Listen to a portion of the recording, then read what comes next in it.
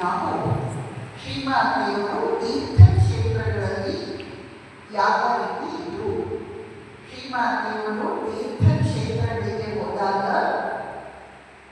ಹೇಗೆ ವರ್ತಿಸಿದರು, ಮಹಾತೀರ್ಥಗಳಲ್ಲಿ ಮಹಾಮಾತೆ ಎಂಬ ವಿಷಯವಾಗಿ ನಾವು ನೋಡ್ತಾ ಇದ್ವಿ.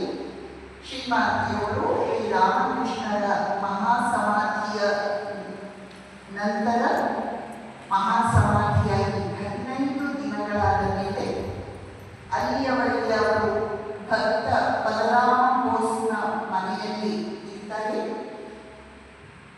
ಅಲ್ಲಿಂದ ಅವರು ತೀರ್ಥಯಾತ್ರೆಗೆ ಹೊರಡ್ತಾರೆ. ಅವ್ರ ಜೊತೆ ಯಾರಾದರೂ ಯಾರಿಗೆ ಈ 6 ಜನರು ಶ್ರೀಮಾತೆಯವರ ಜೊತೆಯಲ್ಲಿ ತೀರ್ಥಯಾತ್ರೆಗೆ ಹೊರಡ್ತಾರೆ. ಶ್ರೀಮಾತೆಯವರು ಮೊದಲು ರೈಲು ಮಾರ್ಗವಾಗಿ ವೈದ್ಯನಾಥ ಶಿವನ ಕ್ಷೇತ್ರವನ್ನು ದರ್ಶನ ಮಾಡಿದ್ರು. ಅಲ್ಲಿಂದ ಅವರು ವಾರಾಣಸಿಗೆ ಬಂದರು.